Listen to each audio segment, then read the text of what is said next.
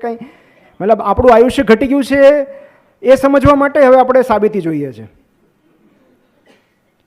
તો એમાંથી એક, હવે તો માનો કે એમાંથી એક પેપર ઇન્ડિયન જર્નલ ઓફ ઓપ્થેલ્મોલોજીમાં પ્રકાશિત થયો છે. મતલબ ઓપ્થેમવાળાએ રિસર્ચ કર્યું કે તમારું આયુષ્ય ઘટી ગયું છે. એટલે પણ એનું મુખ્ય કારણ, આમ તો ઘણા બધા છે, પણ મુખ્ય કારણ સ્ટ્રેસ છે. અને સ્ટ્રેસ એટલા માટે બિકોઝ આપણે એવા પ્રોફેશન સાથે જોડાયેલા છીએ કે જ્યાં રિઝલ્ટ આપવું જરૂરી છે. ઇફ યુ આસ્ક મી કે what is the difference between profession and passion, તો હું કહીશ કે આપણું પ્રોફેશન છે એ રિઝલ્ટ બેઝડ હોય છે. મતલબ એ રિઝલ્ટ ઉપર જ ચાલે છે. અને જ્યારે રિઝલ્ટ આપવાનું કમ્પલસરી બની જાય, every time you have to deliver, ત્યારે સ્ટ્રેસ જનરેટ થાય છે. કારણ કે વી આર બાઉન્ડ, ભલે તમે ગવર્મેન્ટમાં હો કે તમે ફ્રીમાં કરતા હો કે કાર્ડમાં કરતા હો, અલ્ટિમેટલી તમારે પેશન્ટને સાજું તો કરવું પડશે ને. So result is the biggest stress.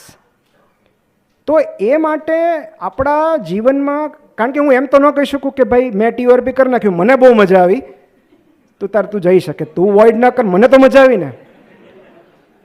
So it is not personal pleasure, it is that આપણે કોઈકની સાથે જોડાયેલા છીએ જેને આપણે સંતોષ આપવો જોઈએ, સ્વાસ્થ્ય આપવું પડે છે, અને એ આપણા ઉપર ઘણું બધું સ્ટ્રેસ ક્રિએટ કરે છે.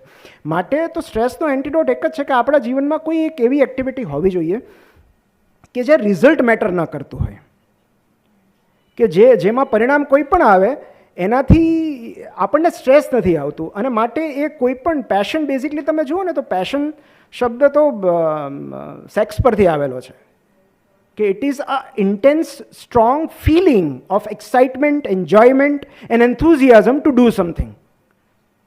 એમાં રિઝલ્ટ મહત્વનું નથી. હા, ક્યારેક આવી જતું એ અલગ વસ્તુ છે, પણ પેશન એટલે તમે જે પ્રવૃત્તિ પૂરા ખંત સાથે કરો છો કારણ કે તમને એમાં મજા આવે છે. For example, India world cup હાર્યું પછી તમે હજી IPL જુઓ છો, ટ્રેવિસ હર્ટ મારે છે, જો આનંદ કરતા હો, તો ક્રિકેટ તમારું પેશન છે. તમને રિઝલ્ટ સાથે કંઈ પડી નથી.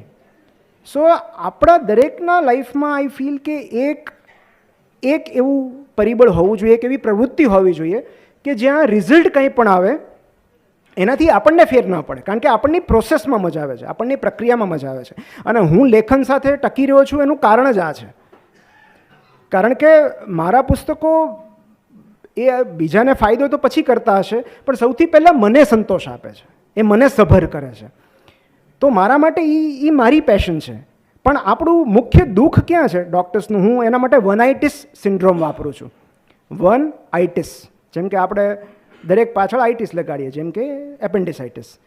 તો એના પરથી મને યાદ આવ્યું કે અમારે સર્જન સાથે એવું થયું કે ફોન આવ્યો કે સર, મારી વાઈફને સિવિયર પેઇન છે રાઈટ સાઈડ અને એપેન્ડિસાઇટિસ હોય એવું લાગે છે. USG કરાવી લીધું, બધું કર્યું, તો ડૉક્ટર કહે શક્ય જ નથી યાર, ગયા વર્ષે તો લેપ એપેન્ડિક્સ કર્યું હતું, કંઈક બીજું હશે. તો કે ના ના, એપેન્ડિક્સ જ છે. તો કે ફરીવાર ગ્રો ન થાય અને એક પેશન્ટમાં બીજું એપેન્ડિક્સ ન હોય. એટલે પહેલાં કે સર પણ બીજી પત્ની તો હોય ને.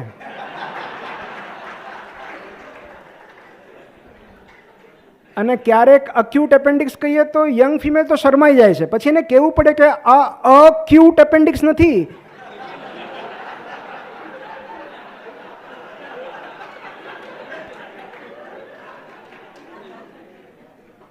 જે લોકો પોતાના ઓર્ગન્સને ક્યુટનેસથી જોતા હોય,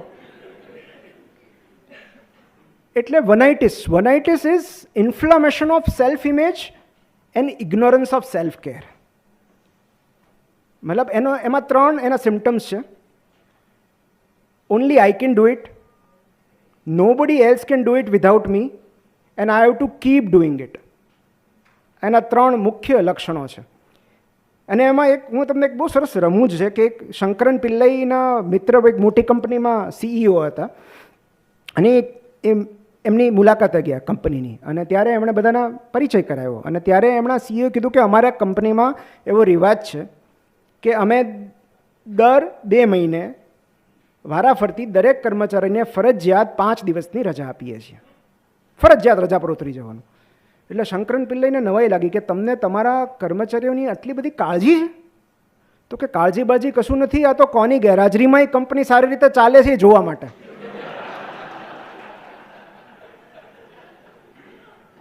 એટલે ક્યારેક આપણી ગેરહાજરીમાં આપણી હોસ્પિટલ વધારે સારી ચાલતી હોય છે, અને આપણે તો સૌથી વધારે કોણ સ્ટાફ રાજી થાય. મને તો સ્ટાફ સામેથી પૂછે તમારે વેકેશન નથી લેવાનું.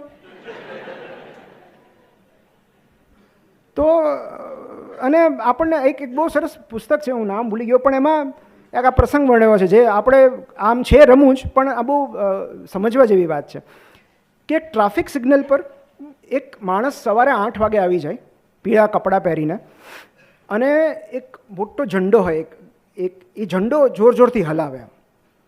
બપોરે થોડી વાર પાણી પીવે, થોડી વાર લંચ બ્રેક લે, પછી પાછો લાગી જાય રાત સુધી. એટલે 2-3 દિવસ તો બધા ઓબ્ઝર્વ કર્યું.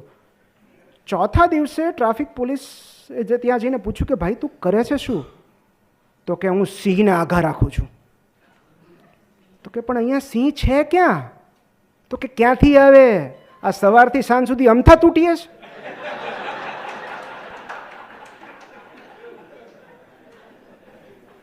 ક્યારેક પીળા કપડાની જગ્યાએ ઓટી ડ્રેસવાળા વ્યક્તિ પણ હોય છે. એટલે ક્યારેક આપણને એવું લાગે છે કે આપણા કારણે જ સિંહ નથી આવતા. એટલે આપણે પ્રોબ્લેમ શું છે કે આપણી ગર્લફ્રેન્ડ બીજાની પાસે જાય એનો વાંધો નથી, આપણા પેશન્ટ બીજાની પાસે ન જવા જોઈએ.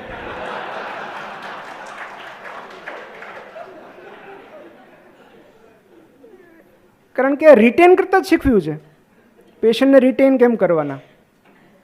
એક MBBS સ્ટુડન્ટે બીજાને પૂછ્યું કે બહુ સ્ટ્રેસફુલ લાઈફ છે, એક્ઝામ નજીક આવતી હતી, તો કે બહુ જ સ્ટ્રેસફુલ લાઈફ છે યાર, જલ્દી એક્ઝામ પતે તો સારું, આ સ્ટ્રેસ ફ્રી જીવન કેવી રીતે જીવવાનું. એટલે બીજો થોડી વાર આમ જોતો રહ્યો, પછી કે એક્ઝામમાં પૂછવાના છે.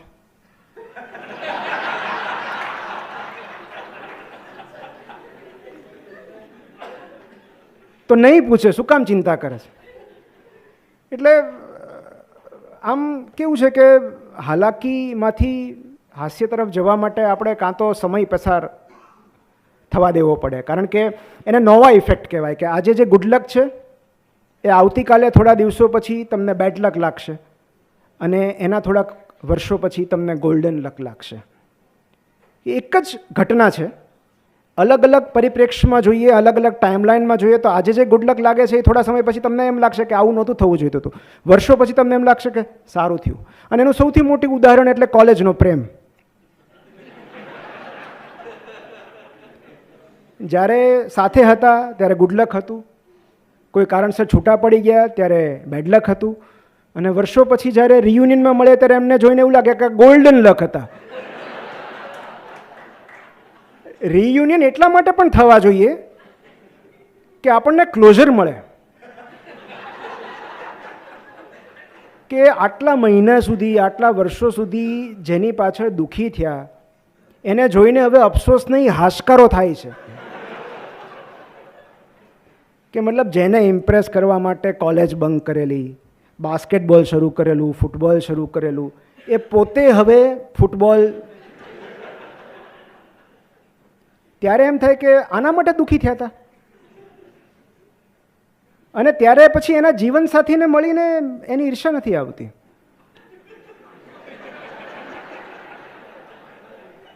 બે જ લાગણી થાય છે, કાં તો એની દયા આવે છે, અને કાં તો તુષારભાઈ એવું થાય છે કે આ ઈ જ લાગનો છે.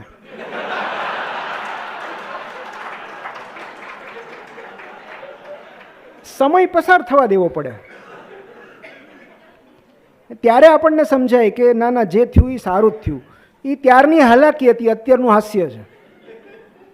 તો એક તો કાં તો સમય પસાર થવા દેવો પડે છે, અને બીજું કાં તો આપણે નરેટિવ ચેન્જ કરવો પડે છે, એનું કથાનક બદલી નાખવું પડે છે, એનો દ્રષ્ટિકોણ બદલી નાખવો પડે છે. ઓલમોસ્ટ હવે મને ખબર છે કે તમારા ટેસ્ટ બર્ડ્સ બધાના સજાગ થઈ ગયા છે.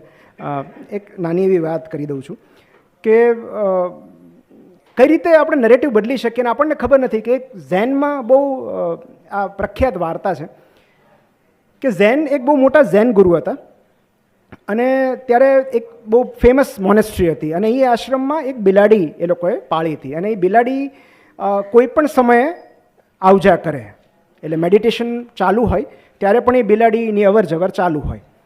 એટલે ત્યારના જે ગુરુ હતા, ઝેન ગુરુ, એ બહુ ગુસ્સે થયા હતા, અને એમ કીધું કે આ બિલાડી વચ્ચે ના આવી જોઈએ, કારણ કે બધાને ધ્યાન ભંગ થતું હતું. એટલે એમણે બિલાડીને કે આપણે ઝાકરો નથી આપવો, આપણે એને એક જગ્યાએ બાંધી દઈએ.